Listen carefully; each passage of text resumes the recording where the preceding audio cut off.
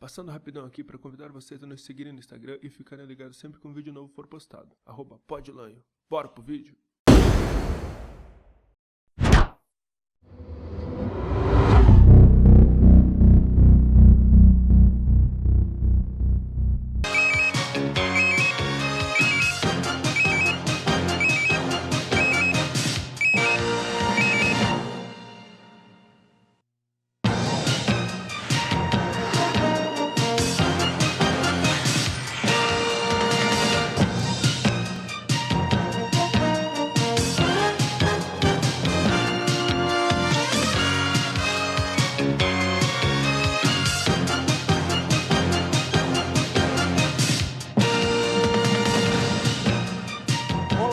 Boa noite a todos. Boa noite. Está no ar a partir de agora o primeiro debate entre os dois candidatos mais votados para a presidência da República. Assim como aconteceu no primeiro turno, este encontro é promovido por um pool de empresas de comunicação. O Grupo Bandeirantes está ao lado da TV Cultura, do UOL e da Folha de São Paulo. Faltando 2 semanas para o segundo turno, o eleitor terá a oportunidade de acompanhar um debate essencial de ideias e propostas entre os dois candidatos. Eu gostaria de agradecer, em nome do pool, a presença aqui no estúdio da Band do ex-presidente Luiz Inácio Lula da Silva, do PT, e do presidente Jair Bolsonaro, do PL. Para entender a dinâmica do debate, que será dividido em 3 blocos, vamos acompanhar agora as regras aprovadas pelas duas campanhas. Cada candidato, por ordem de sorteio, tem 1 minuto e meio para responder a mesma pergunta feita por um dos mediadores. Em seguida, o primeiro confronto direto, com um banco de tempo. Os candidatos terão 15 minutos cada um para administrar entre perguntas, respostas, réplicas e tréplicas. No segundo bloco, jornalistas de empresas do pool fazem perguntas. Cada candidato terá 1 minuto e meio para responder. O terceiro bloco começa com uma pergunta feita por um jornalista do pool. 1 minuto e meio de resposta para cada candidato. Na sequência, um novo confronto seguindo as mesmas regras. Cada candidato terá 15 minutos para administrar como achar melhor. Logo depois, também por ordem sorteada previamente, os candidatos terão 1 minuto e meio para as considerações finais. Como foi acertado previamente com as campanhas, nós não temos público aqui neste estúdio. Mas para receber convidados dos partidos e também jornalistas, a Band montou uma sala digital em parceria com o Google e o YouTube. E eu lembro que este debate é transmitido também no Band Play, no band.com.br e no canal Band Jornalismo do YouTube. Bom, então vamos para a primeira pergunta, que é feita para os dois candidatos. Existem 2 tipos de despesa do governo. Aquelas que são feitas por ordem constitucional, sem que os senhores possam interferir de forma alguma. E aquelas sobre as quais os senhores podem decidir.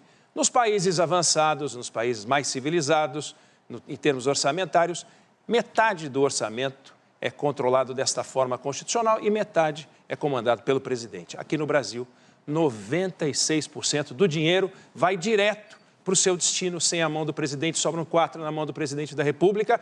E para fazer novos projetos, novas ideias, novos programas, tem que tirar projeto, tem que tirar ideia, tem que tirar programa.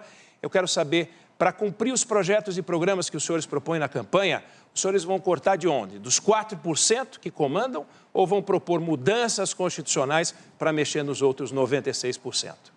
Bom, pela ordem sorteada, o primeiro a responder a essa pergunta é Jair Bolsonaro. Boa noite, candidato. O senhor tem 1 minuto e meio, por favor. Boa noite. Por exemplo, a questão do Auxílio Brasil. A origem desse dinheiro virá de uma proposta que já passou na Câmara, visando a reforma tributária, e está no Senado Federal. Vamos manter essa despesa extra de forma permanente e vitalícia. Deixo claro, quando nós criamos o Auxílio Brasil, final do ano passado, nós renegociamos o parcelamento dos precatórios e criamos um auxílio emergencial de R$ 400. Nesse momento, toda a bancada do PT votou contra na Câmara dos Deputados, porque eles não têm qualquer preocupação com os mais pobres. Voltando à questão de recursos, não apenas isso, na reforma tributária, bem como o nosso governo estuda ao se privatizar alguma coisa, uma parte, obviamente, vai para pagar juros da dívida e a outra parte irá para irrigar projetos outros que pode acontecer. Porque, realmente, esse restante de 4% do orçamento é muito pequeno. Mas tudo nós fazemos, como já faremos, como fizemos no passado, dentro da responsabilidade fiscal. Tanto é que, em nenhum momento, houve qualquer medida do nosso governo que viesse causar um desconforto, um descontrole junto ao mercado, bem como oscilação no dólar. Então, fazemos tudo dentro da responsabilidade. Sua vez, candidato Lula, por favor, 1 minuto e meio. Olha, eu vou até me aproximar da Câmara para dizer que o Partido dos Trabalhadores tinha proposto, antes de votar os R$600 mil de auxílio emergencial, quando o presidente, então, propunha 200. A Câmara votou 500 e ele propôs 600. Depois ele reduziu para 400 e agora mandou os 600 só até dia 31 de dezembro, porque não está na LDO.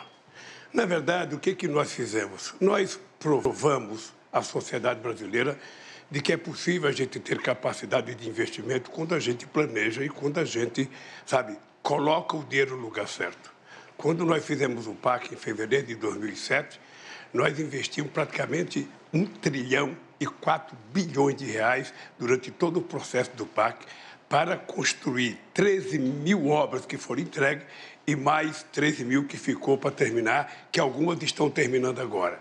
O dado importante é que, se você souber trabalhar, planejar, você vai ter o dinheiro para fazer as coisas e, ao mesmo tempo, nós temos certeza de que o Congresso vai aprovar uma reforma tributária para que a gente possa, com a reforma tributária, taxar menos os mais pobres, os trabalhadores. Por isso é que nós propomos uma isenção até R$5 mil de não pagamento do imposto de renda e cobrar dos mais ricos, que muitas vezes não pagam sobre o lucro, sobre o dividendo. Aí nós vamos ter dinheiro para fazer as políticas que nós fizemos. Nós vamos começar agora a primeira rodada direta entre os candidatos. Cada um terá 15 minutos para usar da forma que achar melhor.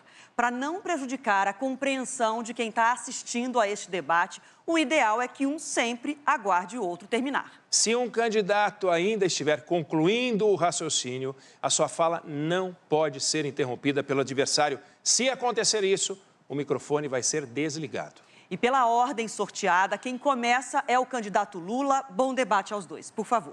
Eu até queria começar pedindo desculpa ao telespectador, porque eu não cumprimentei quando eu comecei a falar. Eu quero cumprimentar a direção da Banda, a direção da Folha, a direção da TV Cultura e a direção do UOL por fazer esse pool e permitir que a gente pudesse fazer um debate franco e aberto. Vocês sabem que eu estou candidato na perspectiva de reconstruir esse país. Fazer com que esse país volte à normalidade, que as instituições funcionem corretamente, que o Congresso legisle e não trate do orçamento, que o governo governe e que o Poder Judiciário cumpra com o seu papel. Mas, sobretudo, é preciso trazer o povo mais pobre à cidadania outra vez. Quando eu governei de 2003 a 2010, nós fizemos a maior política de inclusão social que a história desse país conheceu. Nós geramos 22 milhões de empregos, nós aumentamos o salário mínimo, nós fomos o governo que mais fez universidade e escola técnica nesse país. E, por isso, eu até gostaria de fazer uma pergunta para o candidato, o meu adversário. Quantas universidades e quantas escolas técnicas o senhor fez como presidente da República?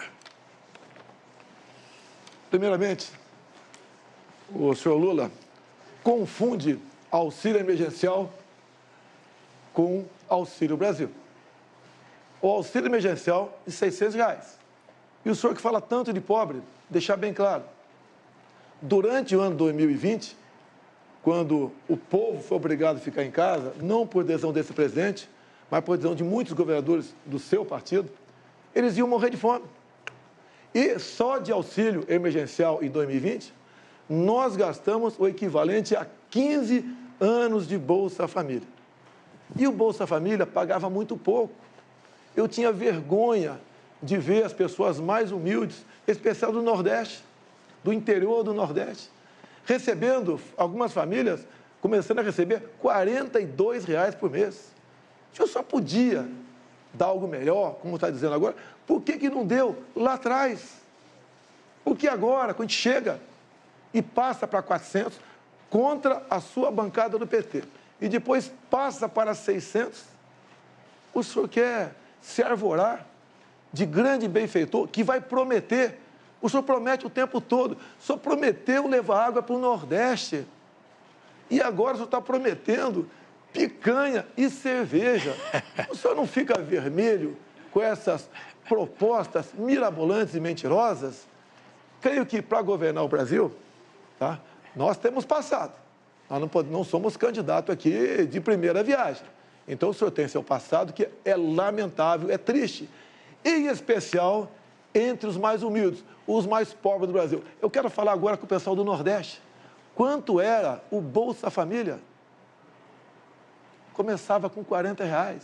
Nós triplicamos com o Auxílio Brasil a média do Bolsa Família. Hoje, a dona de casa vai no supermercado e compra realmente algo para levar para casa. No passado, ia com o carrinho vazio. Então, promessas, estamos cheios, e a grande prova de promessas vazias é esta, que o senhor aqui, o seu partido, foi contra a criação do Auxílio Brasil.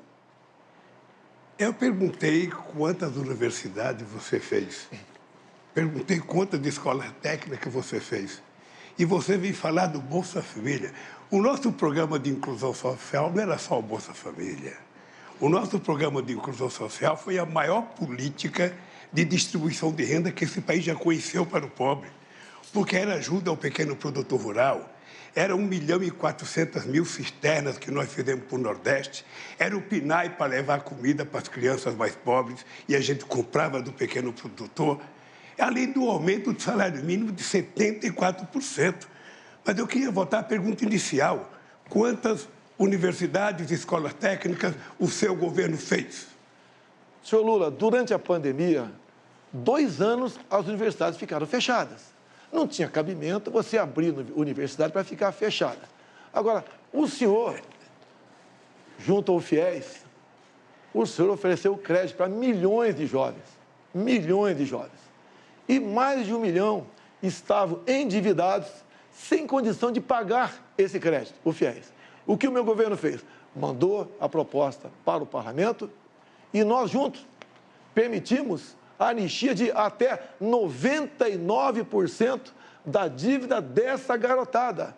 Nós tiramos essa garotada da inadimplência, do SPC, do Serasa. O senhor mais endividou a garotada do que deu ensino de qualidade. Eu já percebi que ele não quer dizer que, vergonhosamente, ele fez uma universidade em Tocantins que a presidenta Dilma que tinha aprovado. Porque nós fizemos 18 universidades novas, 178 campos, além do ProUni e do FIES. O FIES a pessoa não tinha que pagar enquanto estava estudando. Eu não vou perguntar de universidade já, porque parece que não sabe. Parece que sabe que ele não fez nenhuma. Mas eu vou perguntar de pandemia. O Brasil tem 3% da população mundial. E o Brasil teve 11% das mortes da pandemia no mundo.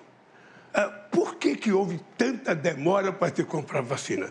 O senhor não se sente responsável? O senhor não carrega nas costas um pouco do sofrimento dos brasileiros de ser responsável, pelo menos, por 400.000 mortes nesse país? Primeiramente, senhor Lula, fala que eu atrasei a vacina em 2020. Não existia vacina à venda em 2020. A primeira vacina no mundo foi aplicada em dezembro de 2020. Em janeiro do ano seguinte, um mês depois, o Brasil começou a vacinar. Nós compramos mais de 500 milhões de doses de vacina. E todos aqueles que quiseram tomar vacina, tomaram. E o Brasil foi um dos países que mais vacinou no mundo e em tempo mais rápido. Então, o senhor se informe antes de fazer acusações levianas e mentirosas, que, afinal de contas, se o senhor não mentir, o senhor deixa de ser... Eu não faço acusações mentirosas, são dados científicos. O senhor atrasou a vacina, depois teve um processo, inclusive, de corrupção definido e denunciado pela CPI, e o fato concreto é que a sua negligência fez com que 680 pessoas morressem, quando mais de metade poderia ter sido salva.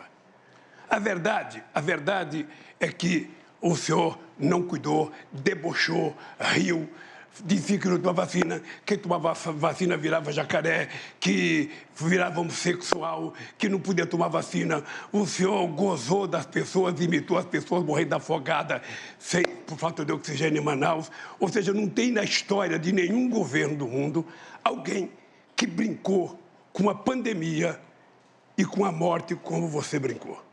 Brincou. É só mostrar na televisão, não vai dizer que é fake news, não, porque você aparece na televisão rindo, imitando pessoas sem ar, você aparece dizendo que quem tomar vacina vai pegar, você virou remédio, você virou vendedor de um remédio que não servia para nada, você divulgou um remédio que a ciência negou o tempo inteiro, você não respeitou o Butantan, você não respeitou a Fiocruz, que são laboratórios de excelência neste país, que poderia ter ajudado. Se tivesse humildade, você poderia ter resolvido parte do problema.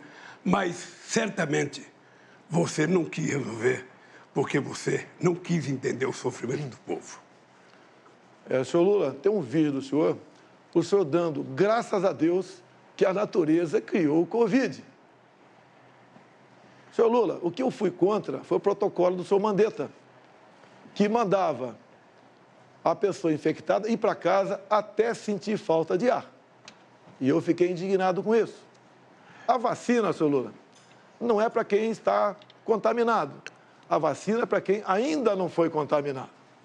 A questão do tratamento precoce, tendo ou não comprovação científica, porque era algo inédito no mundo todo, tirou-se a autonomia do médico, a tal da receita off-label. Isso que foi castrado no Brasil. A história mostrará quem está com a razão. E isso que o senhor fala de vídeo no YouTube, eu zombando, é só ver as imagens. Exatamente o contrário. Eu falo como a pessoa ir se sentir em casa e depois daquela maneira ir para o hospital. Agora, deixar bem claro, quando se fala em corrupção, corrupção fez o seu partido na Covid. Quando chegou na CPI, a notícia de 50 milhões de reais desviado para o senhor Carlos Gabas, ex-ministro de Dilma Rousseff, que passeava de bicicleta com ela, a CPI do seu amigo Renan Calheiros e Omar Aziz não quis investigar. 50 milhões torrado numa casa de maconha, não chegou nenhum respirador, e daí sim, irmãos nordestinos morreram por falta de ar, por corrupção do senhor Carlos Gabas, deixar bem claro, em especial o seu governador de Minas Gerais, da Bahia, Rui Costa. Então, o consórcio do Nordeste, o qual o senhor tinha amplo conhecimento e domínio, praticou corrupção e matou, sim, irmãos nordestinos sufocados em hospitais. Mas se você tivesse um mínimo de responsabilidade para cuidar da CPI, você teria, primeiro, ouvido os governadores de estados. Eles criaram um consórcio, eles tentaram comprar vacina, o Ministério da Saúde não permitiu. E quando o Brasil começou a dar vacina, em janeiro de 2007, São Paulo começou a dar vacina, 57 países já tinham dado vacina. A verdade, Bolsonaro, a verdade é que você colocou o ministro da Saúde que não entendia. O único que parece que entendia um pouco era o Mandetta, que o senhor tirou logo. Depois colocou um outro que não entendia, até chegar no Pazuello. O Pazuello era visível que ele não entendia nada de saúde, era visível que tinha sido montada uma turma lá para comprar vacina. Ou seja, tinha a denúncia de que a CPI provou e está no processo, eu espero que o procurador vai investigar, de que tinha gente reivindicando $1 por cada dose de vacina vendida. Isso está na CPI, está no relatório da CPI, o Brasil inteiro viu e, obviamente, que o povo espera que um dia a Procuradoria-Geral da República investigue para saber o fundo de verdade ou não. Segundo a CPI, a Covaxin não vendeu nenhuma vacina no Brasil. Então, para de mentir. Não teve corrupção porque não teve vacina no Brasil. Agora, o senhor falou uma coisa importante. Eu poderia ter conversado com os governadores do consórcio do Nordeste. Então, eu digo uma coisa, senhor Lula. Eu poderia ter acabado com a CPI da Covid rapidamente. Sabe como? Se eu acolhesse uma emenda do senhor Omar Aziz, seu amigo, senador, lá do Amazonas, e do irmão do senador Renan Calheiros, Renildo Calheiros. Porque eles queriam, nessa emenda, a uma medida da provisão era nossa, que qualquer governador e prefeito, que pese a grande maioria serem honestos, pudessem comprar vacina em qualquer lugar do mundo, sem a certificação da Anvisa e sem licitação. Seria a festa, a roubalheira maior. E quem pagaria a conta? O governo federal. Então, não aceitamos a continuidade da roubalheira do consórcio Nordeste, depois de 50 milhões, queria continuar comprando vacina em qualquer lugar do mundo, sem certificação e sem licitação. Uma vergonha se tivesse sido aprovado. Não aceitei ser aprovado e a CPI foi embora e não achou nada sobre mim ou sobre o senhor Pazuello, porque nada nós devemos. Não, a vergonha, na verdade, é você carregar nas costas a morte de 400 pessoas que poderia ter sido evitada se tivesse comprado a vacina no tempo certo, no tempo correto. A ciência fala isso todo dia. O senhor recebeu proposta de vacina muito cedo e não quis comprar porque não acreditava. É visível, o povo brasileiro sabe que você começou não acreditando na pandemia. Era uma gripezinha, era uma coisa que ia matar um ou outro velhinho. Era assim que você tratava a questão da pandemia. O Mandetta foi mandado embora porque o Mandetta dizia que a pandemia era grave, que era preciso cuidar. Mas você não. Você resolveu dizer que era uma gripezinha, brincava de não tomar vacina, colocou em sigilo o seu cartão de vacina para ninguém saber se você tomou ou não tomou. Ou seja, numa atitude que afrontava, sabe, a fé do povo brasileiro, que queria um presidente que cuidasse com carinho, que evitasse a quantidade de mortes que houve. Isso não foi feito pelo presidente Bolsonaro. Em fevereiro de 2020, nós decretamos estado de emergência no Brasil. A TV Globo, com todo o seu conglomerado, com o seu Drauzio Varela, começaram a falar exatamente o contrário. O Brasil é um clima quente, não tenham medo da Covid. E quem falou em gripezinha foi lá. O que eu sempre disse, que as pessoas saudáveis não tinham que temer o tocante à Covid. Não poderia abusar, obviamente. E nós recomendamos aos mais idosos e aos que com mobilidade realmente tomassem cuidado. Foi o papel do governo, que em primeiro lugar, talvez, do mundo, decretou estado de emergência, que foi ignorado por aqueles que queriam o carnaval a qualquer preço. Então, senhor Lula, não continue mentindo, pega mal até para a sua idade. Pelo seu passado, não vou dizer que o seu passado é lamentável. Mentira é você. Mentira é você. Porque os números estão ali na empresa todo dia. Você é o rei da fake news, é o rei da estupidez de mentir para a sociedade brasileira. E você mentiu sobre a vacina o tempo inteiro, negligenciou a vacina, e o Brasil hoje carrega a pecha de ser o país, sabe, que tem mais morte pelo Covid. É lamentável. E mais ainda, o senhor não se dignou a visitar uma família que teve alguém que morreu de Covid. E depois, para mostrar que é bonzinho, tentou ir no enterro da rainha da Inglaterra, quando poderia ter visitado centenas de pessoas que morreram do Covid aqui. Disse que não morreu nenhuma criança, morreu 2.000 crianças de Covid. Mas disse que não morreu porque o senhor não queria acreditar na Covid.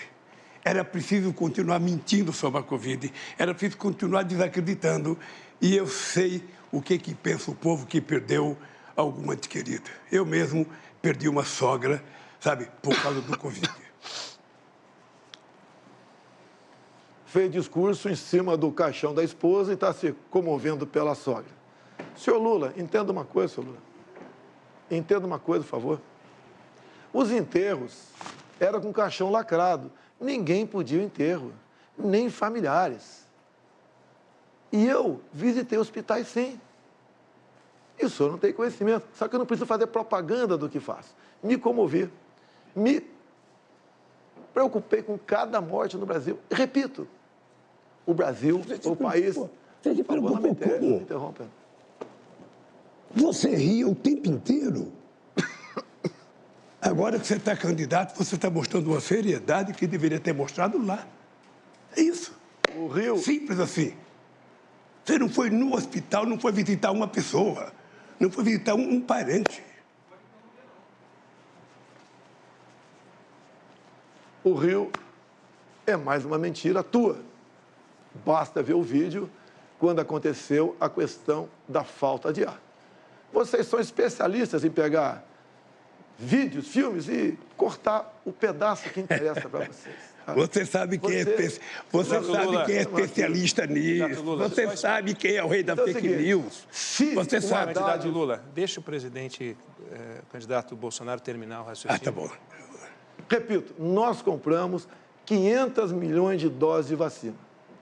Entregamos com a logística nossa para estados e municípios. O Brasil foi um exemplo para o mundo no tocante à vacinação.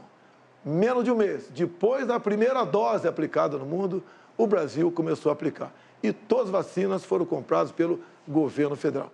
Nos orgulhamos desse trabalho. Salvamos milhões de vidas. Se fosse com alguém no teu governo, alguém do consórcio Nordeste, vocês tinham roubado tudo e teria morrido muita gente, cuja morte poderiam ter sido... Eu vou lhe contar como é que se vacina. Em 2010, teve a gripe H1N1. Em 3 meses, nós vacinamos 80 milhões de pessoas. Em 3 meses. Porque o Brasil é um país que tem expertise em vacinação. Aliás, o Brasil é exemplo do mundo em vacinação. O Brasil vacilou quando teve um presidente que não cuidou e que não foi responsável, que brincava e que não acreditava na vacina. E a verdade é essa. A verdade é essa. Sabe? O senhor carrega nas costas o peso de pelo menos 400 mil pessoas que morreu por conta do negligenciamento e o negacionismo da vacina. Chega de mentira, vamos passar para outro assunto aqui. Em 2006, 59 policiais foram executados aqui no estado de São Paulo. E por que isso? Porque teriam que transferir o Marcola para um presídio de segurança máxima. Ele não podia mais ficar aqui comandando o crime. O seu governo não transferiu o Marcola. Pelo que tudo indica, fez um acordo com o Marcola e com o seu Alckmin, que era governador de São Paulo naquele tempo. Repito, 2006, 59 policiais assassinados em São Paulo. Teve que eu chegar em 2019, juntamente com o ministro Sérgio Moro, para que nós, então, tirássemos o Marcola de presídio estadual aqui em São Paulo e mandasse para um presídio federal, num regime todo especial, sem qualquer comunicação com o mundo exterior. Isso, rapidamente, começou a cair o número de mortes violentas em nosso país. Por que você não transferiu o Marcola em 2006, já que tinha um pedido do MP estadual fazer isso? Era simpatia, amizade ou um grande acordo naquele momento, juntamente com o seu vice, atualmente, Geraldo Alckmin? O candidato sabe que quem cuida de crime organizado não sou eu.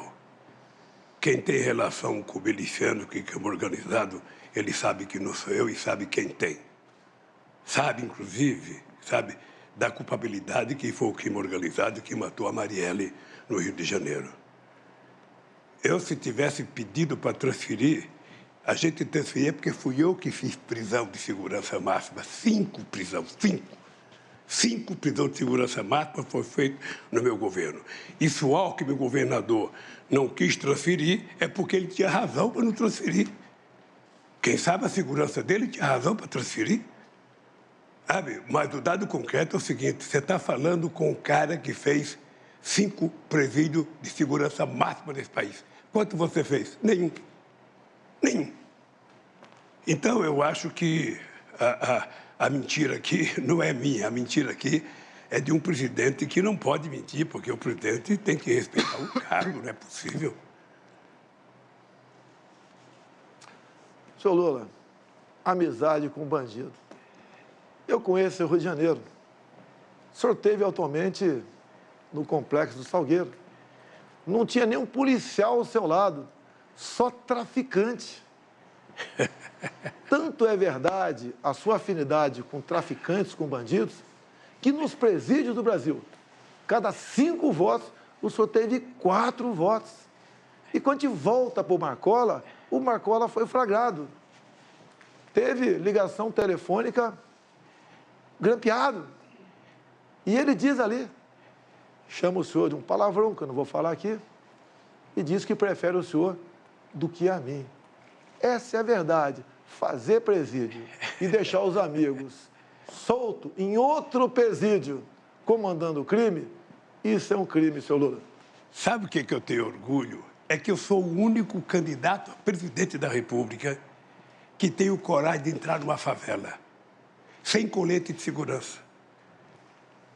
E já não é agora, não. Quando eu era presidente, eu entrava no Rio de Janeiro. E a pessoa falava, vai com cuidado, porque o Bolsonaro é amigo dos milicianos, você vai com cuidado. E eu ia, sabe por quê? Eu acredito no povo. E eu fui numa comunidade, no Complexo do Alemão, povo extraordinário, trabalhador, fizemos uma passeata extraordinária, exuberante, e ali não tinha bandido na passeata, ali tinha mulher e homens que trabalham, que levantam às 5 horas da manhã para trabalhar. Os bandidos só sabem onde estão. Os bandidos, sabe, tinha um vizinho seu que tinha 100 armas dentro de casa, só sabe. Esse não era da favela do Complexo do Alemão. Esse, quem sabe, morava num apartamento na Avenida Copacabana. É achar que o bandido está só no lugar dos pobres? Os grandes bandidos estão no lugar dos ricos. Os pobres são trabalhadores e eu vou votar no Complexo do Alemão. Porque não foram os presos que votaram em mim.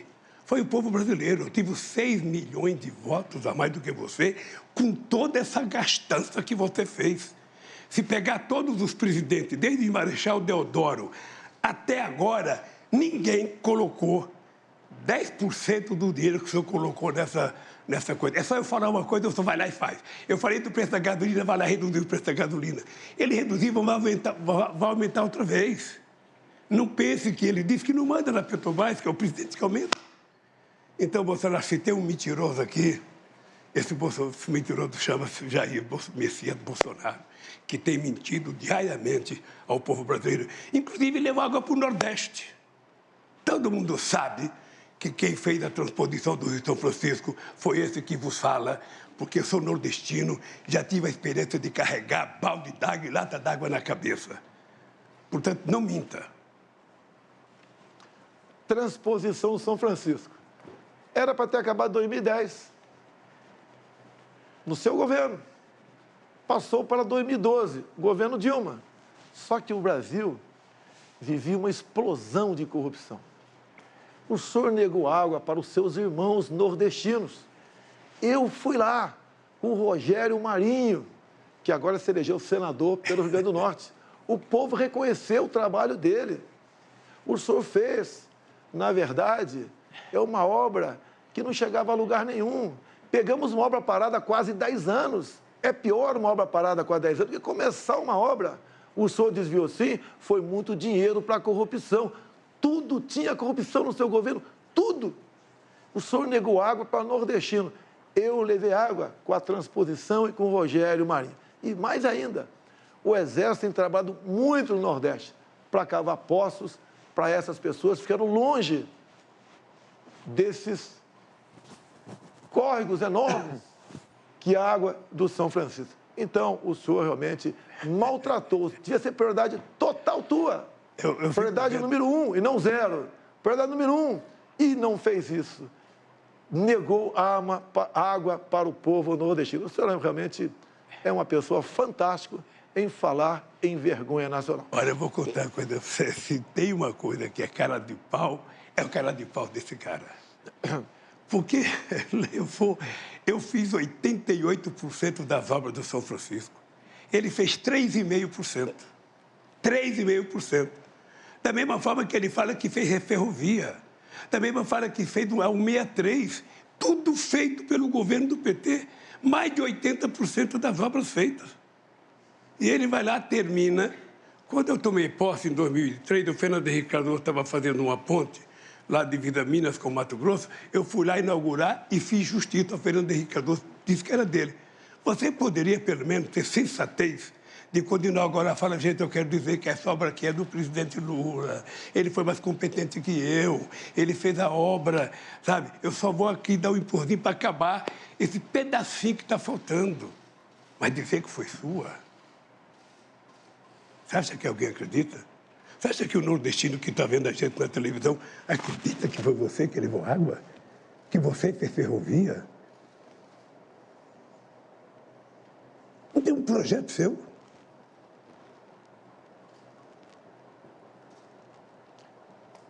Se o senhor fez 86% das obras no seu governo... 88.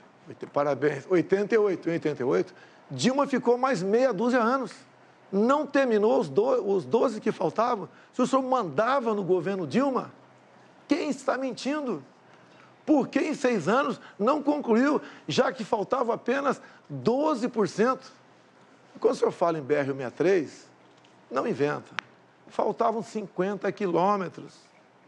Essa é a BR que passa lá pelo Pará. Quando assumimos, o Tarcísio, em 6 meses, com o Exército Brasileiro, fez essa obra, que passou pelo seu governo, por Dilma, 14 anos, e esses 50 quilômetros foi esquecido.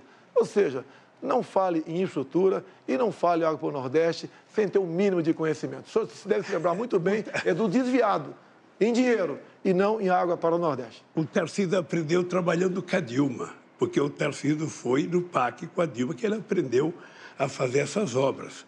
Porque ele trabalhou com a Dilma, não sei se você sabe. Ele foi do PAC quando a Dilma era presidente da República. O dado concreto, Bolsonaro, é o seguinte. O dado concreto é que, no nosso governo, nós fizemos a maior política de infraestrutura que esse país já conheceu. Maior.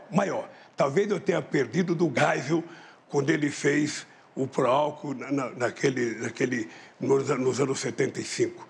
Porque nós fizemos a maior quantidade de obras de infraestrutura que esse país já conheceu. Geramos muito emprego, muito emprego de carteira profissional assinada, coisa que Vossa Excelência não faz. O senhor fala muito. Na verdade, nada fez. O Tarcísio, sim, trabalhou, mas ele não era dono da caneta, ele não era dono do recurso, fez o possível. E quando foi trabalhar comigo, ele sentiu-se como a pessoa mais útil do mundo, e o que foi verdade. Concluiu obras por todo o Brasil. Se em vez de ter ministros, como o senhor teve no passado, quase todos presos, tivesse pessoa da linha do Tarcísio na frente, muitas obras seriam feitas sim. Então, a grande verdade, o senhor não fez nada pelo Brasil, a não ser transpor dinheiro público para o seu bolso e dos seus amigos. Olha, ainda bem que você está assistindo, e eu quero até parabenizar a Bandeirante, porque o horário do debate é nobre, 8 horas. Porque um cidadão tem a cara de pau e a disfarçatez que tem, o presidente, de dizer que nós não fizemos nada para o país. Ele era deputado. Ele nunca fez um discurso contra o governo Lula. Nunca fez um discurso. Procurei nos anais do Congresso Nacional. Esse cara tem raiva do Lula, ele ter feito um discurso contra o Lula. Não! Não, ele não fez, sabe por quê? Porque, no fundo, ele sabe que eu fui o presidente que mais investi nesse país, e mais ainda, foi o que mais cuidei das Forças Armadas. A aeronáutica não tinha avião, a marinha não tinha navio, o exército não tinha nem coturno. E eu dei. Na verdade, as Forças Armadas não tinham ministro. Você botou gente incompetente na frente do Ministério da Defesa. Gente não tinha qualquer conhecimento de nada. Uma vergonha na frente. Agora, falar que eu não fiz nenhum discurso contra você, Lula, 8 anos de governo, eu não vou nem rebater isso aí. Pelo menos 2 por semana eu fazia, mostrando as mentiras e as inverdades e a corrupção do seu governo. Boa noite, candidatos. Boa noite a todos. A minha pergunta é sobre a relação entre os poderes. A separação e a independência entre os poderes da República é uma das cláusulas pétreas da Constituição.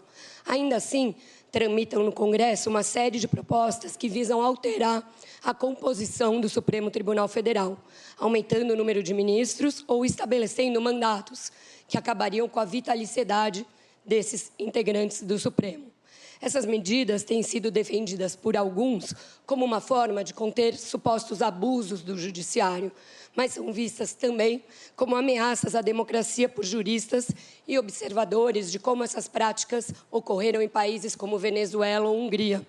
Eu queria saber se os senhores se comprometem, caso eleitos, a respeitar a separação dos poderes e a sua independência e descartar esse tipo de medida.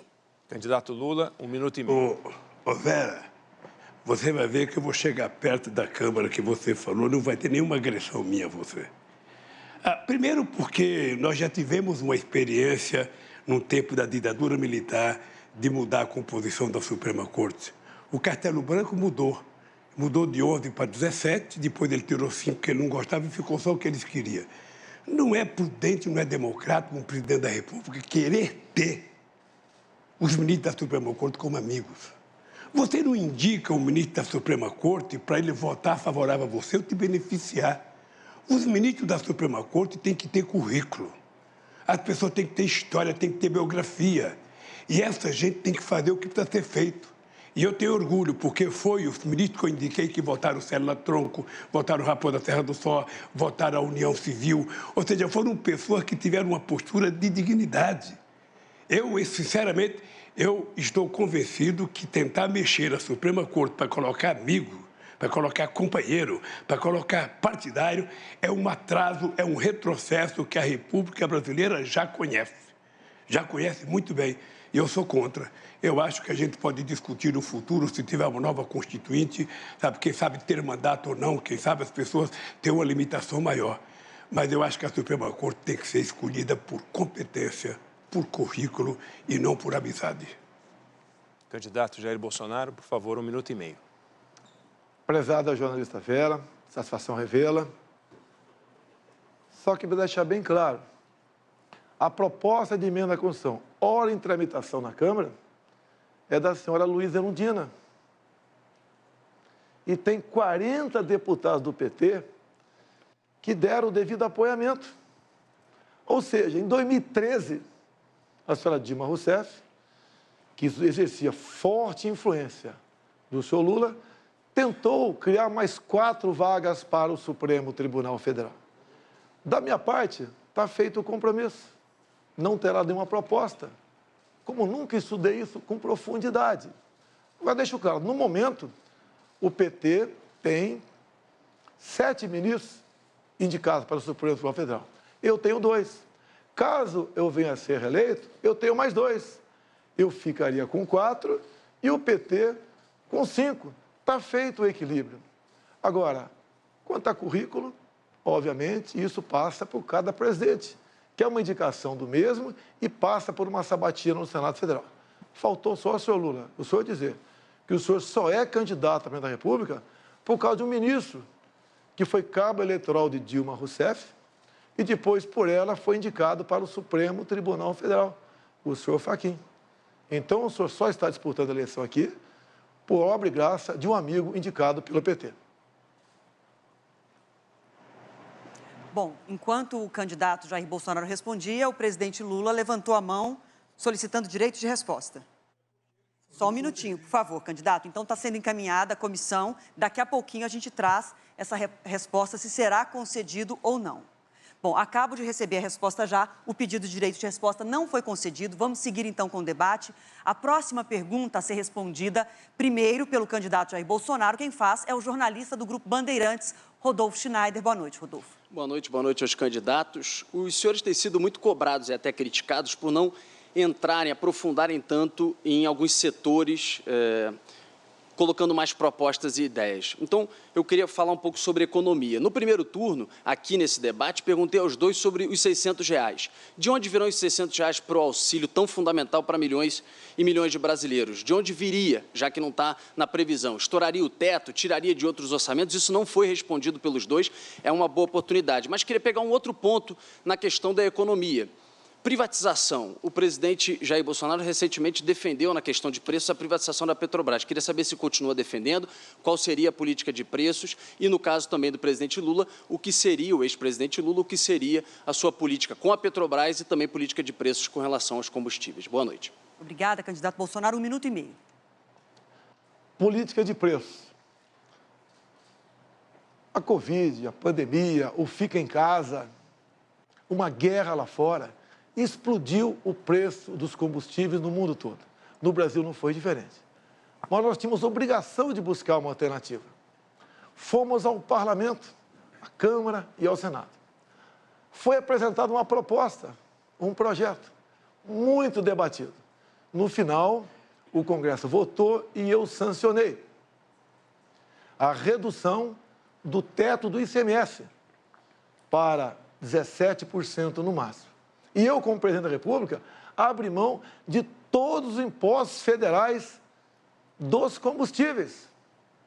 Deixo claro que essa proposta, todos os senadores do PT votaram contra, obviamente, no Senado Federal.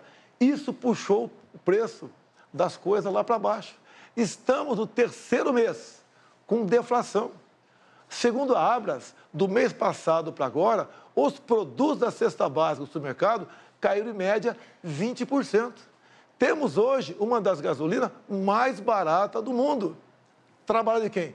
Jair Bolsonaro e Congresso Nacional. O mundo todo, com alta nos combustíveis, alta de inflação, e o Brasil no caminho certo com Paulo Guedes. Orgulho do nosso governo, a economia e o povo em primeiro lugar. Candidato Lula, 1 minuto e meio. Eu, quando eu ouço o meu adversário falar, eu fico imaginando que mundo ele está. Primeiro porque esse país hoje só refina 80% da gasolina que usa. A gente refinava 100%, a gente refinava tudo que a gente consumia. Esse país parou de refinar, portanto, a gente tem hoje, com a privatização da BR, dizendo que a BR tinha monopólio, era preciso ter mais empresa concorrendo, queria baixar o preço. Aí vendeu-se a BR, vendeu-se a BR, e hoje nós temos 392 empresas importando gasolina dos Estados Unidos sem pagar imposto e com o preço dolarizado. Ora, na verdade, o preço não tem que ser dolarizado porque a gente faz a exploração em real, a gente paga o salário dos pessoal em real e a gente fazia as próprias plataformas e a sonda aqui, coisa que não faz mais. Eu acredito piamente que eu sou contra a privatização. Acho que privatizar a Petrobras é uma loucura. O governo dele acabou de privatizar os gasodutos e hoje a gente paga 3 bilhões de reais por ano de aluguel do gasoduto, para usar os gasodutos. Ou seja, em 10 anos já se consumiu o dinheiro que pegou e mesmo assim a gente vai continuar pagando 3 bilhões.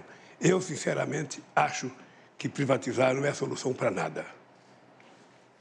Quem pergunta agora é a jornalista da Folha de São Paulo, Patrícia Campos Melo. Boa noite. O tema da minha pergunta é relações entre os poderes. As fake news divulgadas por autoridades eleitas e altos funcionários do governo têm prejudicado a implementação de políticas públicas e o debate eleitoral se transformou em uma guerra suja. Há uma avalanche de mentiras sobre as urnas e o sistema eleitoral, sobre religião, sobre vacinas, sobre saúde pública. Candidato Bolsonaro, o senhor já teve inúmeras declarações falsas removidas da internet. Candidato Lula, sua campanha já teve declarações falsas removidas da internet. Os senhores se comprometem a propor uma lei específica para que o judiciário imponha penas para autoridades eleitas, presidente inclusive, e servidores que divulguem informações factualmente inverídicas que prejudiquem o bem-estar da população, como informações falsas sobre saúde e violência sexual, por exemplo. Sim ou não? Candidato Lula, 1 minuto e meio. Olha, o meu adversário teve 36 processos, sabe, tirando o programa dele de mentira. 36 fake news, a Suprema Corte tirou, o Superior Tribunal Eleitoral tirou dele. Uma demonstração de que faz parte do cotidiano dele.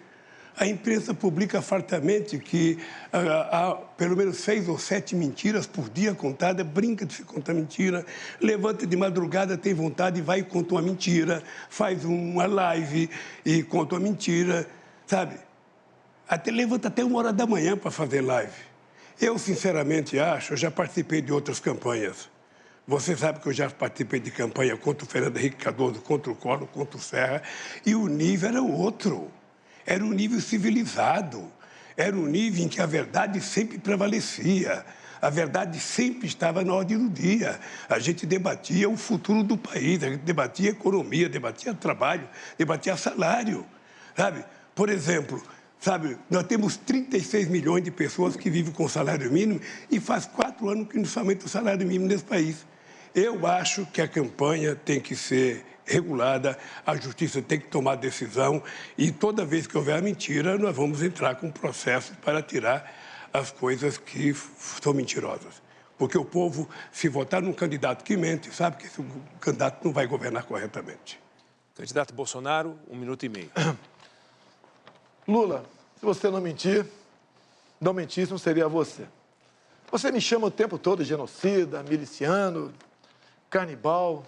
E a última, o seu programa, influenciado por Gleisi Hoffmann, me acusou de pedofilia, tentando me atingir naquilo que eu tenho mais de sagrado, defesa da família brasileira, defesa das crianças. Ato contínuo que aconteceu no dia de hoje. O senhor Alexandre de Moraes dá uma sentença contrário a essas fake news, essas mentiras.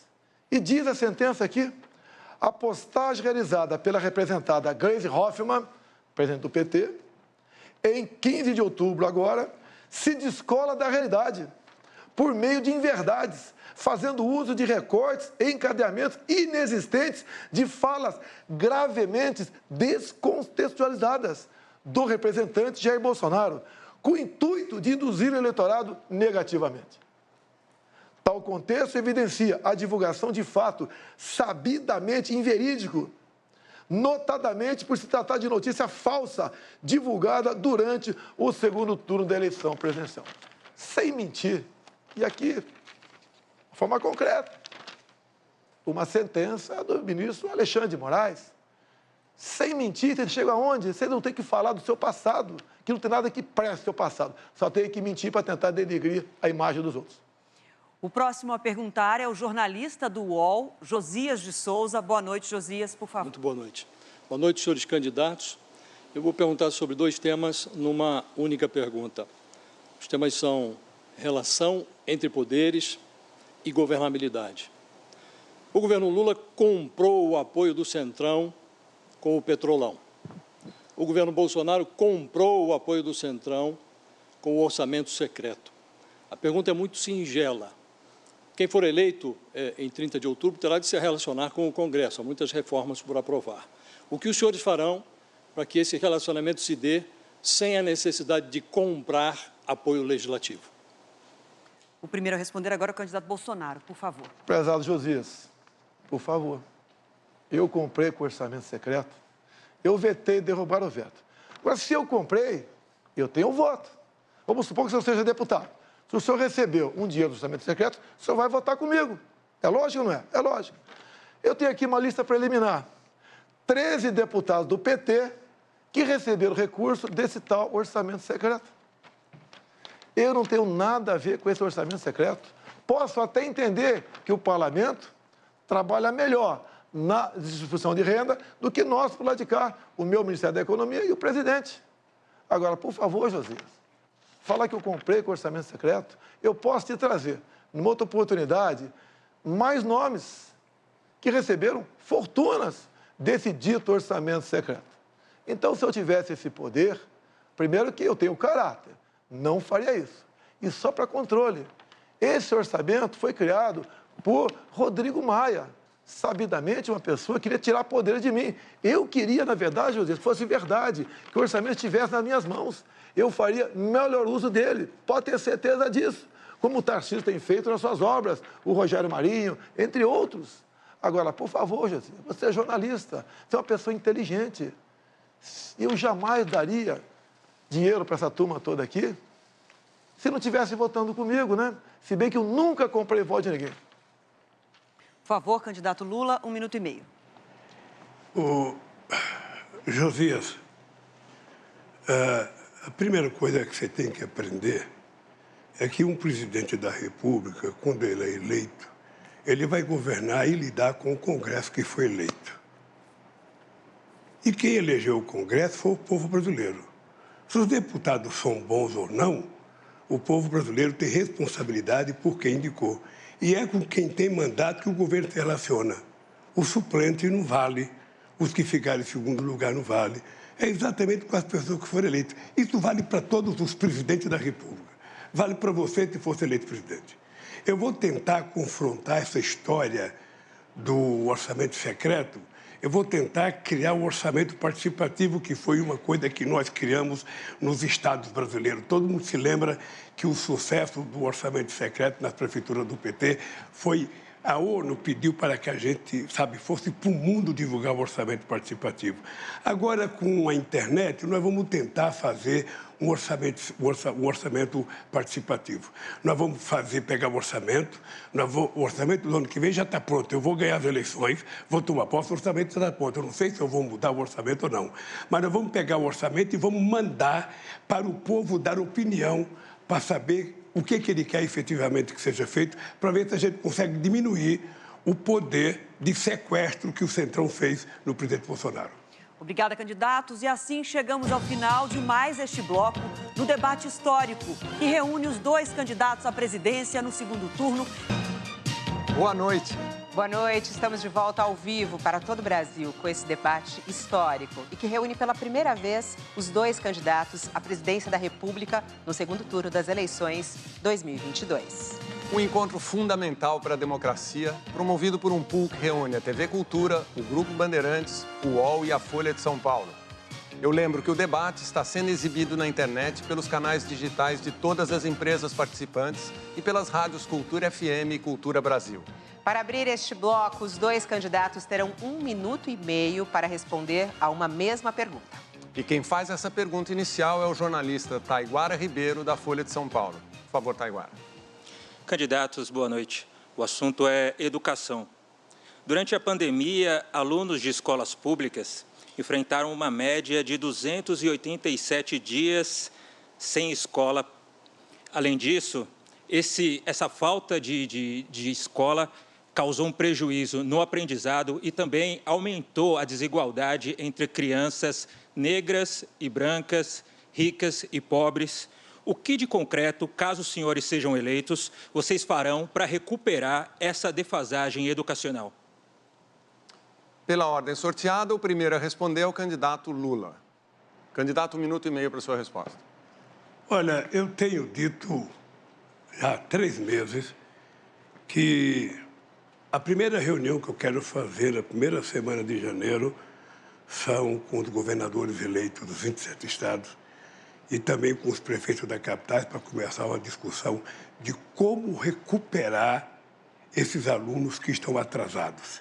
Esses alunos que ficaram mais analfabetos do que já eram, porque não tiveram sequer um auxílio de um computador, da internet para poder estudar. Ou seja, 2 milhões de crianças estão mais atrasadas do que os mais ricos e nós precisamos recuperar. E o governo federal, através do Ministério da Educação, vai compartilhar com os governadores e com os prefeitos a responsabilidade de recuperar essas aulas para que esses meninos possam aprender mais. Nós vamos ter que fazer um verdadeiro mutirão, convidar professores, quem sabe trabalhar de domingo, quem sabe trabalhar de sábado, para que a gente possa fazer com que essa meninada, consiga aprender aquilo que eles deixaram de aprender durante a pandemia. É triste, mas é verdade. Os pobres aprenderam menos, os negros aprenderam menos, porque os ricos têm internet, estudaram em casa, fizeram aula em live, ou seja, e os pobres ficaram sem aula. Isso nós vamos cuidar. Pode se preparar os governadores e os prefeitos, que o Ministério da Educação, no meu governo, vai ser parceiro para recuperar. Candidato Jair Bolsonaro, sua vez de responder, por favor. Até que enfim, uma verdade, uma sinceridade. Os alunos ficaram mais analfabetos do que já eram. Os já eram, foi do teu governo, Lula. E Dilma. A garotada ficou 2 anos em casa. Eu fui contra isso. Mas vamos aos fatos. Nós já estamos fazendo. O nosso ministro da Educação tem um aplicativo que foi aperfeiçoado e já está há 1 ano em vigor. Chama-se Grafogame. Ou seja, num telefone celular, se baixa o programa e a garotada fica ali. Letra A, ela aperta o A, aparece o som de A. Vai para sílabas, C, A, K. E no passado, no tempo do Lula, a garotada levava 3 anos para ser alfabetizada. Agora, em nosso governo, leva 6 meses. Ou seja, a grande diferença está aí. A gente não fala o que vai fazer, a gente mostra o que está fazendo. O seu Paulo Freire, Lula, não deu certo. E mais do que isso, nós vamos começar agora com o FIES técnico para a garotada do ensino médio ter uma profissão. Auxiliar de enfermagem, marceneiro, entre tantos outros. Essa é a diferença do nosso governo e do teu. Tu nunca se preocupou em educar ninguém no Brasil. Nós educamos e alfabetizamos. Agora, mais uma rodada direta com o banco de tempo entre os candidatos. Seguindo as mesmas regras do primeiro bloco, cada um terá 15 minutos para administrar como preferir. A ordem é invertida em relação ao primeiro bloco. Portanto, quem começa com a palavra é o candidato Jair Bolsonaro. Bom debate, candidatos. Lula, você não respondeu a pergunta do Josias de Souza sobre o Petrolão. Petrolão foi o maior esquema de corrupção da história da humanidade. O endividamento da Petrobras, com desvio de recursos, com compra de refinarias como Passadina, com o começo da construção de 3 refinarias, uma no Maranhão, outra no Pernambuco, outra no Rio de Janeiro. Não concluiu nenhuma, só ali se enterrou 90 bilhões de reais. Dinheiro, Lula, que você enfiou no ralo e grande parte dividiu com seus amigos. Muitos devolveram centenas de milhões de reais. Lula, a Petrobras se endividou em 900 bilhões de reais. Isso equivale a você fazer 60 vezes a transposição de São Francisco. Lula, responda sobre o Petrolão. Eu vou responder sobre a Petrobras e vou dizer uma coisa para você. A Petrobras tinha uma dívida de 300 milhões. E essa dívida foi feita porque a Petrobras precisava tirar o pré-sal de 7 mil metros de profundidade, que vocês não acreditavam. E muita gente nesse país dizia que era impossível tirar o petróleo de 7 mil metros de profundidade. E nós conseguimos tirar, e hoje o barril de petróleo colocado em terra é quase que o mesmo preço do barril de petróleo da Arábia Saudita. A segunda coisa é que eu fiz a capitalização da Petrobras de 70 bilhões, foi a maior capitalização da história do capitalismo em dezembro de 2010 e transformei a Petrobras na segunda maior empresa de energia do mundo. E isso permitiu que a gente ficasse autossuficiente. O que acontece é que nós decidimos fazer refinaria, sim. O polo petroquímico de Itaboraí, no Rio de Janeiro, que foi parado. Nós decidimos fazer a refinaria no Maranhão, uma refinaria no Ceará. Fizemos a refinaria de querosene, sabe, no Rio Grande do Norte. Porque esse país queria ser exportador de produtos derivados e não de óleo cru como está sendo agora. O Brasil tem um potencial extraordinário e se houve corrupção na Petrobras, olha, prendeu-se o ladrão que roubou, acabou. E prendeu porque houve investigação. Porque no nosso governo nada era escondido. A gente não tinha sigilo. Não tinha sigilo do filho, da filha, não tinha sigilo do cartão de crédito. A gente não tinha sigilo das casas, nada, tudo era ali. Era o portal da transparência e era a lei de informação, a lei de acesso à informação, que foram 2 obras-primas que o PT criou para que o povo acompanhasse em tempo real a coisa que foram feitas nesse país. O dado concreto é o seguinte, é que se houve corrupção na Petrobras, não precisava ter quebrado as empresas como foi quebrada as empresas. Você prendesse quem roubou e deixasse as empresas trabalhando, porque foram 4 milhões e 4 mil empregos que se foi para a casa do chapéu. 4 milhões e 400 mil empregos. E, além disso, 270 bilhões que se deixou de arrecadar, deixou-se de se investir e 58 bilhões que se deixou de arrecadar. Esse foi o desastre do Brasil. Esse foi o desastre do Brasil, de uma empresa que poderia estar exportando derivado nesse momento, ganhando muito mais dinheiro do que está ganhando agora. Por isso, meu caro, eu não tenho nenhum problema de explicar o Petrolão, o Petrolinho. Eu quero você explicar a forma sigilosa que você colocou tantas coisas na sua vida. Tudo é motivo de sigilo, tudo é motivo de sigilo, tudo é motivo de sigilo. Você sabe que isso tem perna curta, porque vai acabar. Porque eu vou ganhar as eleições e quando chegar dia 1º de janeiro, eu vou pegar o seu sigilo e vou mandar o povo brasileiro saber por que você esconde tanta coisa. Afinal de contas, se é bom, não precisa esconder. É isso.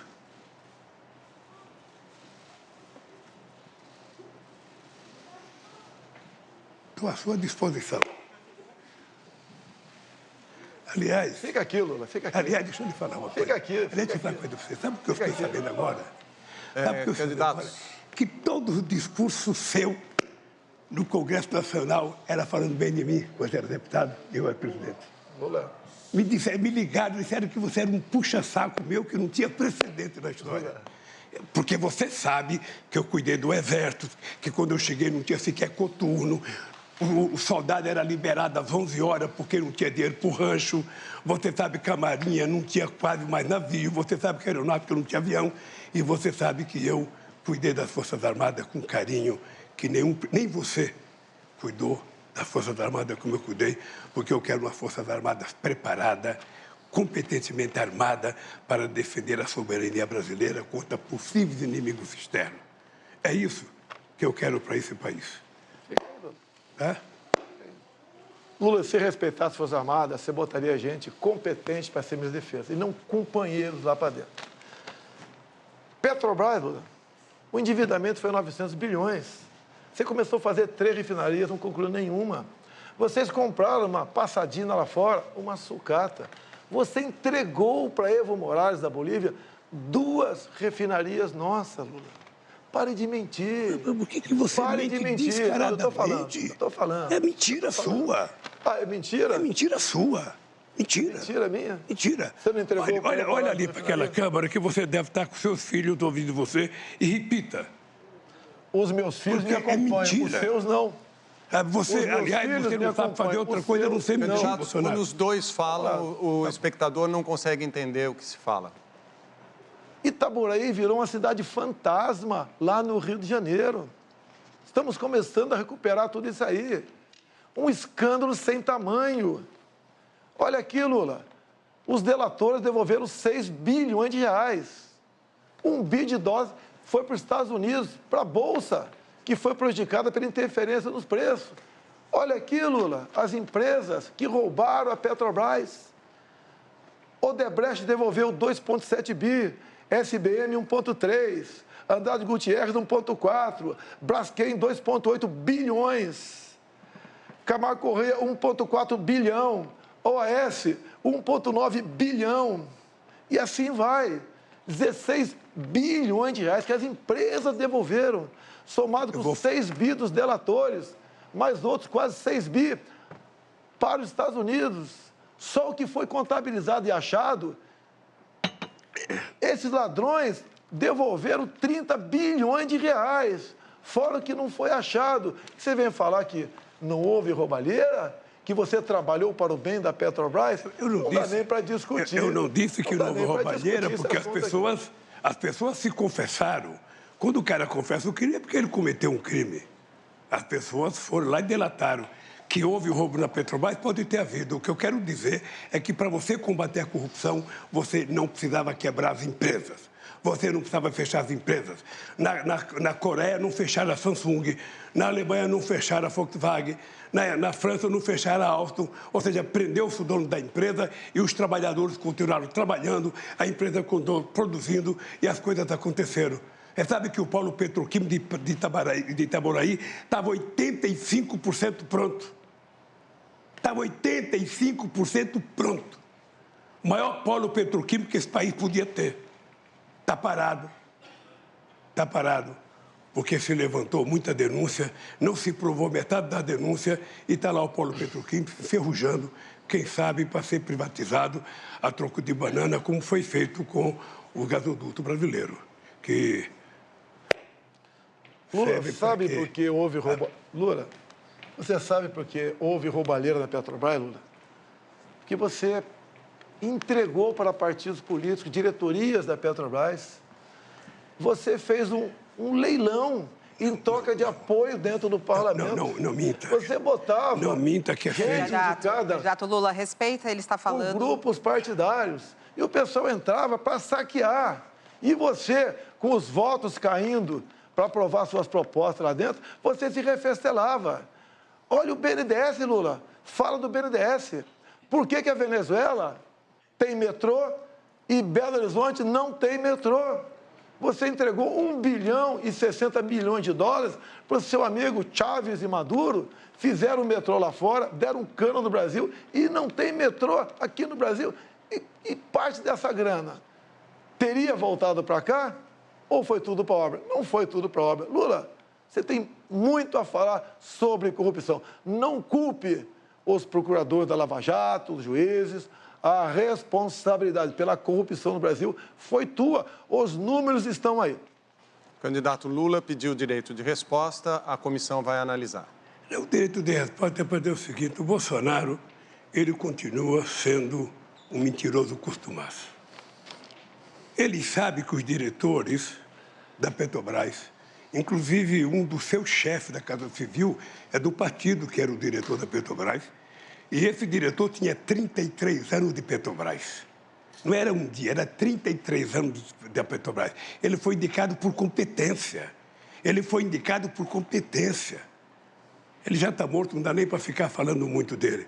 Então, o que é importante dizer claramente é o seguinte: as pessoas que foram indicadas pela Petrobras foram indicadas pelo Conselho, porque você sabe que você indica um diretor da Petrobras para o Conselho da Petrobras é quem indica o Conselho.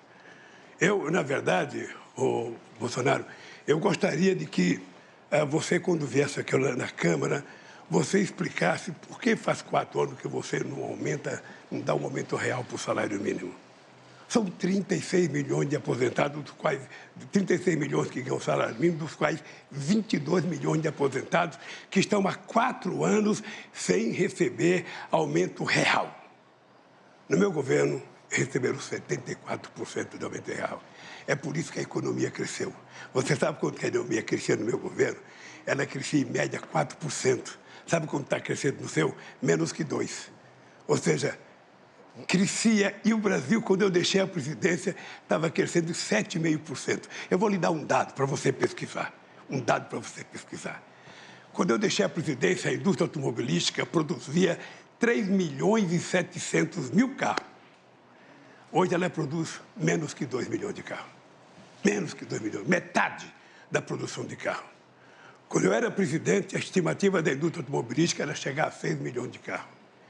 Então, vejam, nós estamos com uma economia atrofiada, uma economia, sabe, que você fala que está bombando, só se for, sabe, no seu orçamento, porque para o povo não aparece esse crescimento da sua economia. Lula, quando você fala em Petrolão, não se esqueça, o ministro Joaquim Barbosa, quando proferiu o seu voto, mandando para a cadeia vários dos seus colegas, ele foi bem claro. O único que não pegou o dinheiro na Petrobras foi o senhor Jair Bolsonaro. Dá até uma gaguejada. Ou seja, não me compare com seus amigos corruptos, Lula. Longe disso. Quando você fala em crescimento, você mente o tempo todo. Dá um Google você em casa. Vê quanto foi o crescimento do Brasil em 2015 e 2016. Governo do PT. O Brasil caiu na ordem de 7%. Tinha pandemia naquele tempo? Tinha guerra lá fora? Não. Mas tinha corrupção em abundância no Brasil. Em 2020, o mundo todo sofreu com a economia. Falavam lá fora que o Brasil ia cair 10%. Caiu 10%. No ano seguinte, recuperamos. Ou seja, com pandemia, com uma guerra lá fora e com uma crise ideológica, nós ficamos no 0 a 0 em 2 anos. E em 2 anos você perdeu 7%. Sem pandemia, sem falta d'água e sem guerra lá fora. Há uma diferença enorme entre cuidar da economia com uma pessoa como eu e o Paulo Guedes e você. E para falar economia, prezado Lula, quem vai ser seu ministro da economia? Já decidiu? Ou está barganhando ainda com algum partido político? Quem vai ser seu ministro da economia, Lula? Fala para a gente aqui. Uma coisa, eu falei do meu governo. O governo mais exitoso da história do Brasil. Um governo que tirou 36 milhões de pessoas da miséria absoluta. Um governo que colocou 42 milhões do povo brasileiro a um padrão de consumo de classe média. O governo que faz mais universidade na história do Brasil. O governo que mais colocou jovens. Nós pegamos o Brasil com 3 milhões e meio de jovens na universidade, deixamos com 8 milhões de jovens na universidade. O Brasil tinha 140 escolas técnicas, nós fizemos 422 escolas técnicas. Ou seja, nós aprimoramos porque nós tínhamos o melhor ministro da Educação do Brasil, que era o companheiro Fernando Haddad. O melhor ministro da Educação, que fez do Fundeb. O orçamento da educação subiu 160% no nosso governo. A gente criou o piso salarial dos professores, porque esse país estava dando um salto de qualidade.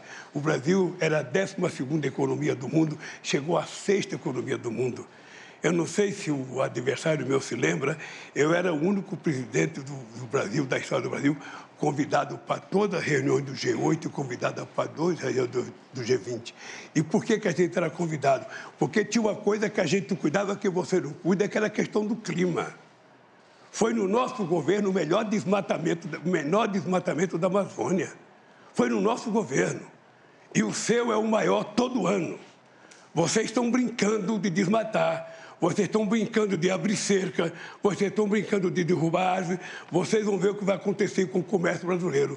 Porque o brasileiro do agronegócio, que é sério, aquele que quer ganhar dinheiro, aquele que quer exportar, sabe que não pode invadir a Amazônia. Então, nós vamos ganhar as eleições para poder cuidar da Amazônia e não permitir que haja invasão em terra indígena, em garimpo ilegal e muito menos alguém querer plantar milho, soja ou algum outro produto no lugar que nos pode plantar. Nós temos 30 milhões de alqueires de terra degradada que pode ser recuperada para plantar o que quiser no país. Então, eu queria que você explicasse um pouco o desmatamento da Amazônia, da forma irresponsável que está acontecendo agora no seu governo. Então fica aqui que eu explico. Pode ficar aqui? Pode. Dá um Google em casa aí. Desmatamento, 2003 a 2006. 4 anos do governo Lula. Depois dá um Google, desmatamento, Jair Bolsonaro, 2019 a 22. No seu governo, foi desmatado mais do dobro do que no meu. Dá o Google em casa. Deixa ele falar Dá o Google, não, deixa ele terminar, Lula. Dá o Google em casa. Você desmatou 2,5 vezes mais do que no meu governo, Lula. Você fala em economia, eu peguei o Brasil endividado, quebrado contigo, roubalheira. Agora, esse ano, o Brasil passou da 13ª para a 10ª economia do mundo. E mais ainda, quando você fala em educação, quem foi que deu o maior reajuste aos professores do Brasil? Você está olhando para ele, Jair Bolsonaro, 33%. Isso é tratar com dignidade dos professores. Acabou? Acabou? Vamos lá. Eu vou lhe falar uma coisa. Pode dar um Google, pode dar o que você quiser, você vai perceber que quando eu ganhei as eleições, tinha um desmatamento de 27 mil quilômetros. Caiu para 4 mil quilômetros. O Brasil participou da COP15 em Copenhague, participou do Encontro de Paris, em que o Brasil era elogiado porque o Brasil era o país que menos desmatava e que mais cuidava da questão ambiental. Não existiu nenhum governo que fizesse o que a gente fez na questão ambiental. E agora nós vamos fazer mais, porque nós vamos fazer com que, sabe, a agricultura de baixo carbono possa fazer com que o Brasil receba, sabe, quem sabe, muito dinheiro da União Europeia e de outros países por conta do sequestro de gás de efeito estufa que nós vamos fazer preservando a Amazônia, coisa que você não sabe. Nós vamos tentar fazer da biodiversidade da Amazônia uma forma de enriquecimento daquele povo da Amazônia, de quase 30 milhões de pessoas que moram lá, e não desmatar e não desmontar como vocês estão fazendo. Destruição. Essa é a palavra, destruição, invasão de terra indígena, garimpo ilegal, coisa que nós vamos proibir. O nosso governo não vai ter. Aliás, eu vou te dar uma novidade. Eu vou criar o Ministério dos Povos Originários. Esse país vai ter o Ministério dos Povos Originários. Os indígenas vão indicar o ministro nesse país. Quanto mais ministério, melhor, né?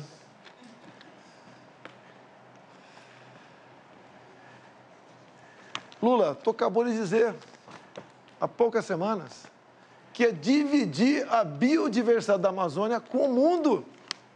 você já está se curvando ao mundo. Em vez de você falar que a Amazônia é nossa, você quer dividir a nossa biodiversidade. Você só consegue manter em pé as suas mentiras se você botar um plano de governo teu, que todo mundo já sabe. Controle da mídia. Você fala o tempo todo que quer controlar a mídia, que vai controlar a mídia. Ou seja, somente assim, Lula, para as suas mentiras permanecerem em pé. Você quer ou não controlar a mídia? Mentiroso é você. Você mente todo dia. Você mente e desmente, mente e desmente. Você foi obrigado a acordar 1h da manhã hoje para fazer uma live por causa da mentira que você tinha que contar ao povo brasileiro. Você sabe disso. Você devia ter deitado com a consciência muito pesada com o que você fez. Muito pesada. Porque levantar 1h da manhã para fazer uma live, eu não disse aquilo, eu não fiz aquilo. Quem te conhece sabe o que você fez. Quem te conhece sabe o que você fez. Então, deixa eu lhe falar uma coisa, Bolsonaro. Esse país precisa de gente com muita seriedade para governar. Esse país tem que ter alguém que tenha a credibilidade da sociedade brasileira. Esse país tem que ter alguém que garanta a estabilidade nesse país. E esse país precisa ter alguém que tenha previsibilidade. Esse país não pode ter um governo que parece um biruta, que todo dia fala uma coisa, todo dia diz uma coisa, todo dia desdiz a coisa que diz. Esse país precisa de gente séria. E é por isso que nós vamos trazer o que você não conseguiu trazer. Nenhum país te convida para ir lá e ninguém quer vir aqui, pois eu vou voltar a abrir esse país para o mundo. O que nós vamos fazer é fazer a da Amazônia, nós vamos fazer acordos para pesquisar a riqueza da biodiversidade da Amazônia em bem do povo brasileiro e em bem da humanidade. Porque nós precisamos compartilhar o conhecimento científico com outros países para que a gente possa explorar corretamente a Amazônia. Então, Bolsonaro, você sabe o que nós fizemos. Você, sinceramente, sabe que você colocou um ministro que desmatava tudo e dizia que era para abrir cancela para entrar boiada. Você não teve o menor respeito pela Amazônia, o menor respeito. Ou seja, para você o que vale é os caras quebrar, desmatar, invadir, plantar, sabe? O homem de negócio sério não invade. Eu digo para vocês, o homem do agronegócio não invade. Quem invade é bandido. Quem invade está transgredindo a lei e isso vai acabar. Isso vai acabar. Não tem conversa mole.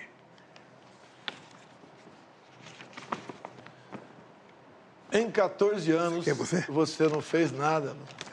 Em 14 anos, você não fez nada. Está prometendo que vai fazer pela Amazônia agora? Você não fez nada. Você passeou por aí, as suas viagens, mas nada além disso. Você não fez nada para o Brasil. Vamos falar um pouquinho sobre... Já que você falou que vai trazer amigo para cá? Você sentiu... Você vai trazer... Você era deputado e você sentiu orgulho de ter o Lula como presidente. Fala a verdade. Meu tempo? Vamos falar dos seus amigos? Vamos. Daniel Ortega? Vamos. Ortega? Vamos é seu falar. amigo, não é? Vamos falar. É Ortega seu amigo? Vamos falar. É seu amigo Ortega? Faz a pergunta. Ele te cumprimentou quando tu foi para o segundo turno aqui. Faz a pergunta. Ele lá está prendendo padres, expulsando freiras, fechando canais de TV como a CNN, de TV e rádio católica. Ele acabou de proibir a comemoração do Dia da Bíblia, proibiu procissões, fechou o país, um desrespeito com as religiões. E você o trata como amigo? Diz que isso compete a ele e nós não podemos fazer nada? Outro amigo teu, Lula, quando eu falei na ONU que estava de portas abertas para receber freiras e padres da Nicarágua, o teu outro amigo, Petro, da Colômbia, ocupou a tribuna e pediu a descriminalização da maconha, ou melhor, da cocaína, o que é mais grave ainda. Lula, esses são seus amigos aqui no Brasil, são chefões da comunidade. Não é o povo do Complexo do Alemão, não. O povo ali é decente, é ordeiro, é trabalhador. Você é amigo da minoria, pessoal do CPX e dos traficantes. E você agora é amigo também de Ortega e Petro, que pede a descriminalização da cocaína e que prende padres e freiras. É isso mesmo, Lula? Fala sobre o teu amigo aqui.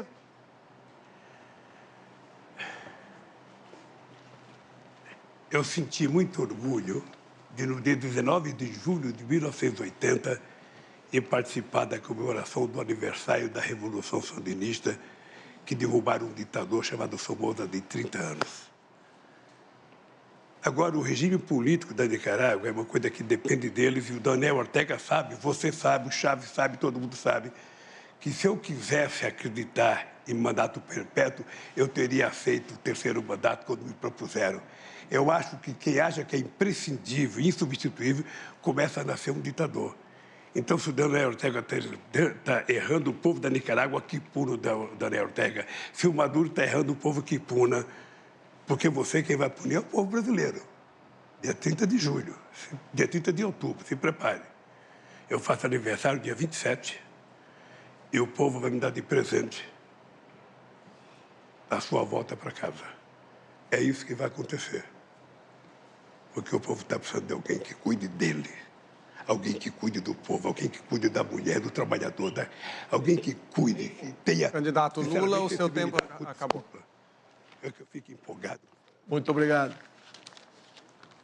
Quem cuida do povo sou eu, do mais pobre. Olha o Auxílio Brasil. Você que é pobre, tem dificuldade. Multipliquei por 3 o valor médio do Bolsa Família. Agora vamos falar de fé, de religião, de liberdade. Ele assinou a Carta da Democracia e é apaixonado por Ortega, por Maduro, pelo falecido Fidel Castro, entre outros ditadores. O círculo de amizade dele aqui nas comunidades não é o povo trabalhador, são os traficantes. Olha a preocupação que nós temos. O que tem de comum entre Lula, Ortega, Chávez falecido, Maduro, Evo Morales, Fernandes da Argentina, Petro da Colômbia? São do Foro de São Paulo, são todos amigos. Olhem para onde estão indo esses países. A Venezuela, o Lula fez campanha para o Chávez lá atrás e para Maduro também. Até chegou a falar certa vez, pode faltar tudo na Venezuela, menos democracia. Olhe como é que está o povo da Venezuela, o país mais rico do mundo em petróleo, cujo povo vive numa pobreza abaixo dos nossos irmãos do Haiti. Olha para onde está indo a nossa Argentina. Deixo claro, Fernandes, ainda candidato, foi visitar o Lula na cadeia em Curitiba. Se elegeu presidente. Olha como é que está a economia da Argentina. 40% do povo da Argentina está na linha da pobreza. Já reviram lixões para sobreviver. É isso que nós queremos para o Brasil? Botar umas pessoas como essa, sem qualquer qualificação intelectual ou moral, para administrar nosso país? Ele quer voltar à cena do crime, o seu Geraldo Alckmin. O povo não vai deixar isso acontecer. Esse nosso povo respira liberdade. Lula, durante a pandemia, fecharam igrejas. Muitos governadores do teu partido, você não falou nada. Igreja não se fecha nem em tempo de guerra. E você permitiu que seus governadores fechassem igreja, Lula. Que respeito você tem para com as religiões? Nenhum. Lula, vá lá para Roraima, ver o povo venezuelano fugindo para cá. Homens e mulheres chegando, pesando 15 quilos abaixo. Não chega nem um cão ou gato com essas 600 pessoas todo dia. Sabe por quê, Lula? E os seus animais foram comidos na Venezuela. Pobreza e miséria. O único que vive muito bem lá, um dos raros, é o próprio Maduro. Mais ninguém. Vejam vocês, relatos de venezuelanos, por que chegaram a esse ponto? Acreditaram nas mentiras, nas propostas mirabolantes. Vou te dar carne e cerveja. Se você estava tão preocupado com o pobre assim, como diz que está, Lula, por que o Bolsa Família começava com R$ 42 por mês para uma família? Média R$ 190. Se o Brasil está tão bem na economia, como você disse que estava, por que tu não pagou? Um Bolsa Família melhor, digno do povo brasileiro. Eu tripliquei esse valor, achando recurso no orçamento, mesmo sendo o primeiro presidente que pegou o teto de gastos, negociando com o parlamento, contra o PT. Se dependesse do PT, você aí de casa, você que hoje recebe o Auxílio Brasil de R$600, estaria ganhando Bolsa Família de R$40 a R$190. Uma vergonha. Uma pessoa que se gaba da sua economia, pagar isso para você, meu irmão, pobre, sabemos da sua dificuldade, sabemos do seu sofrimento, sei que você levanta de madrugada para ir trabalhar. E repito aqui, por que só poucas cidades brasileiras, capitais, têm metrô? E na Venezuela tem com dinheiro nosso. Por que nas outras capitais não tem? Esse cara manda dinheiro para fora, porque parte volta para o bolso deles, da turma dele.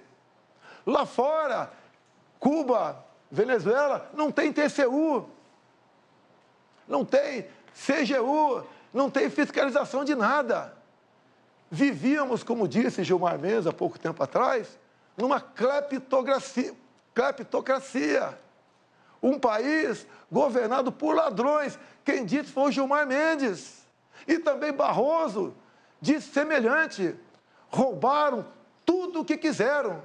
Diz Barroso.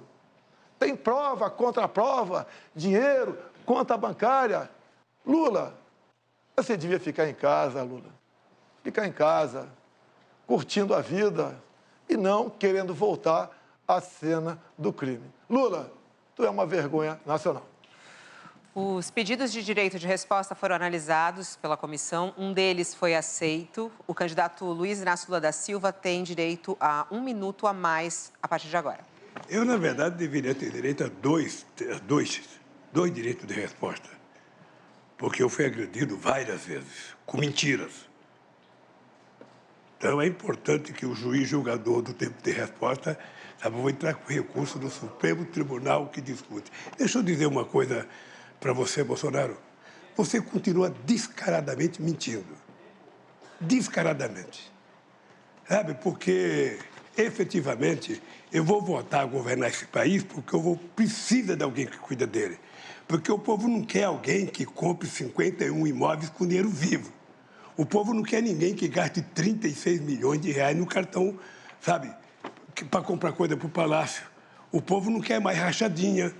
O Queiroz está até hoje escondido, ou seja, votar a cena do crime, o Lula vai votar a cena de cuidar do povo brasileiro, porque o povo precisa de alguém que cuide dele e você sabe que eu sei cuidar do povo. A partir de agora, vamos às considerações finais. Antes, o presidente Jair Bolsonaro pediu o direito de resposta. A comissão julgadora está analisando. Daqui a pouquinho a gente traz a resposta da comissão. Não foi concedido. Acabou de ver o resultado, não foi concedido o direito de resposta. Vamos às considerações finais, então, a partir de agora. Pela ordem de sorteio, quem começa é o candidato Jair Bolsonaro. O senhor tem 1 minuto e meio, candidato. O que eu quero para o meu país? Primeiro, eu quero um país livre. Um país onde seja respeitado a liberdade de expressão. Um país onde você possa ir com segurança para casa, possa trabalhar, possa ter a certeza que teu filho vai para a escola e não vai ser cooptado, ensinado para ele coisas que os pais não querem em casa. A tal da ideologia de gênero. Não queremos que os nossos filhos, ao irem para a escola, frequentem o mesmo banheiro. Essa é a política do lado de lá. Nós queremos um país sem drogas. O lado de lá quer liberar as drogas. Somente uma pessoa que não sabe a dor de um pai ou de uma mãe sabe o que é ter um filho no mundo das drogas. Não, nós não queremos liberar as drogas. Nós somos cristãos em 90%. Nós respeitamos a vida desde a sua concepção. Não ao aborto. Sim à propriedade privada. Não ao MST invadindo terras. respeito ao homem do campo, pelo direito à legítima defesa. Esse é o país que nós queremos. E não um país do retrocesso, da corrupção, da roubalheira e do desrespeito para com as religiões. E agora quem tem 1 minuto e meio para as suas considerações finais é o candidato Luiz Inácio Lula da Silva. Por favor, candidato. Eu queria primeiro agradecer ao povo brasileiro mais uma vez e dizer para vocês que não deu para se discutir tudo o que tinha que se discutir aqui, mas eu queria dizer para vocês o seguinte: o meu adversário é, efetivamente, o cara que tem a maior cara de pau para contar inverdades aqui. Primeiro, quem aprovou a lei em 2003 de liberdade religiosa foi esse que vos fala. Quem defende a democracia e a liberdade sou eu, muito mais do que ele, que é um pequeno ditadorzinho, que quer ocupar a Suprema Corte, diz todo santo dia que quer colocar os dele no ministério, na Suprema Corte. Eu não.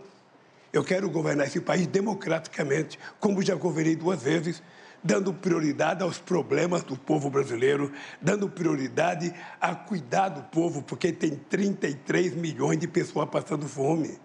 Esse país, que é o maior produtor de alimento do planeta Terra, esse país tem 31 milhões de pessoas passando fome. Esse país, que é o maior produtor de proteína animal do mundo, as pessoas estão na fila do osso.